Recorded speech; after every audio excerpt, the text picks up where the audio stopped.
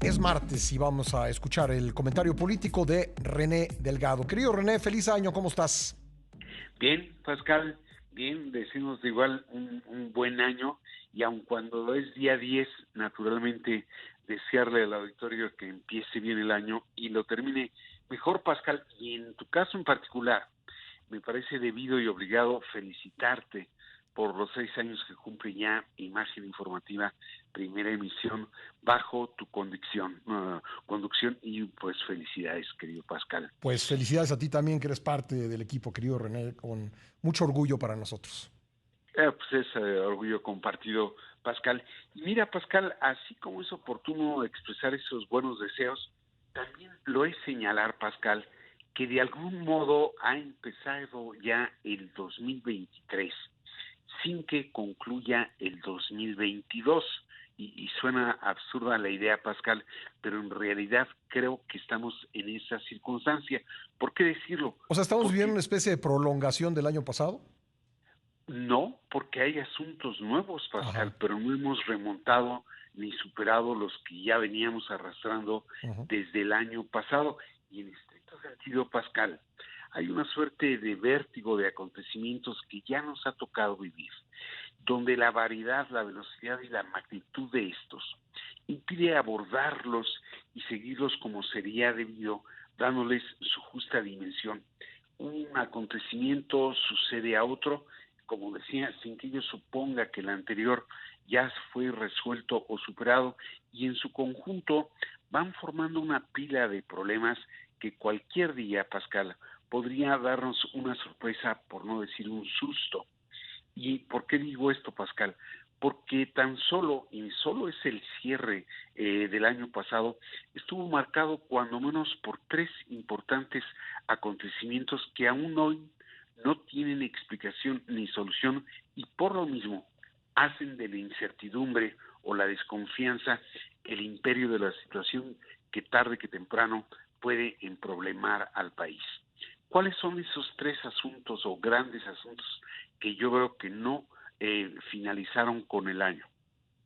Está, desde luego, Pascal, la reforma electoral que a nivel reglamentario impulsó el gobierno y su movimiento. Esa reforma, Pascal, no concluyó totalmente su trámite legislativo y en el mejor de los casos será hasta mediados del mes entrante cuando se sepa si prospera o no en el campo legislativo. De ser ese el caso, Pascal, de inmediato podría afrontar impugnaciones en otro poder, como lo es el Poder Judicial, por los vicios de inconstitucionalidad que tiene la reforma. Y, de ser impugnada, dejaría en vilo su eventual aplicación. Eso que uno podría decir, bueno, pues se va a resolver con el tiempo. No es así, Pascal, porque estamos viviendo una suerte de contrasentido.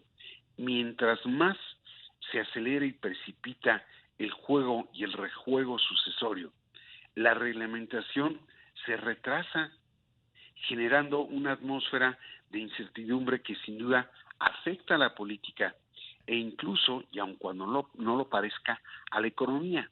Porque cuando no hay certeza del Estado de Derecho, del marco jurídico en medio del cual se desenvuelven los acontecimientos, hay dudas no solo en el campo político, sino también para la inversión.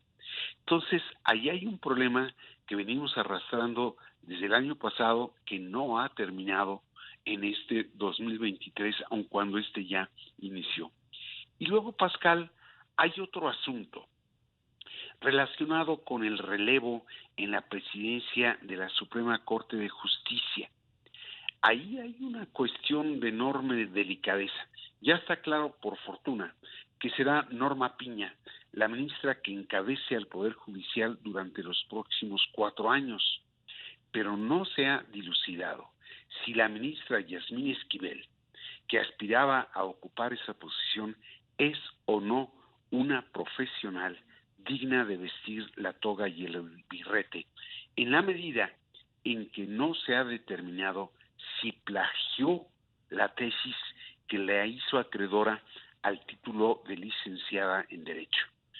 Aun cuando Yasmín Esquivel no coronó su anhelo de presidir la Corte, la gravedad de ostentar un título universitario sin el debido respaldo académico, obliga a considerar, Pascal, si puede seguir siendo o no una ministra de Justicia. El problema no es que pretendiera ocupar la presidencia de la Corte. Uh-huh. El problema Ni es, es un Pascal, tema meramente de ética, digamos, es un tema con una implicación muy relevante en uno de los poderes. pues Pascal, es un fraude a la ley Sí. en el poder que está obligado a guardar justamente la ley, en particular la Constitución, y en esa medida, bueno, no fue presidente de la Suprema Corte de Justicia, pero es que puedes administrar justicia una persona que defraudó a la universidad, a la ley y a cada uno de los puestos que ocupó antes de ser ministra. ¿Cómo vamos a exigir o cómo vamos a tener confianza en el máximo órgano de justicia si uno de sus integrantes justamente cometió un fraude a la ley? Entonces, el asunto, para mi gusto, no concluye con que no haya llegado a presidir a la Corte. El asunto es determinar si puede seguir siendo ministra después de lo que presumiblemente es un fraude. Ese es el segundo asunto de enorme importancia, Pascal, y de salida, y el tercero, pero no por ello menos importante, es el atentado que sufrió el colega Ciro Gómez Leiva. No ha sido esclarecido, Pascal, y del 15 de diciembre, fecha en que se llevó a cabo ese atentado, al día de hoy, han transcurrido 25 días, y aun cuando la autoridad dice tener identificados a dos posibles responsables del intento de homicidio, porque eso fue lo que ocurrió, e incluso tener asegurado uno de los vehículos utilizados en el atentado, esta es la hora en que no se ha esclarecido. Y aquí, Pascal, no es una cuestión de defender a un colega. Uh-huh.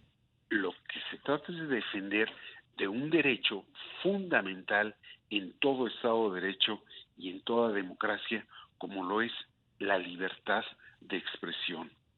Yo lo tengo aprecio a Ciro Gómez Leiva, pero no es eso lo que me mueve a exigir el esclarecimiento de lo sucedido, sino que él encarna el ejercicio de un derecho fundamental. ¿Qué te dice que a más de 3 semanas no se haya esclarecido el asunto?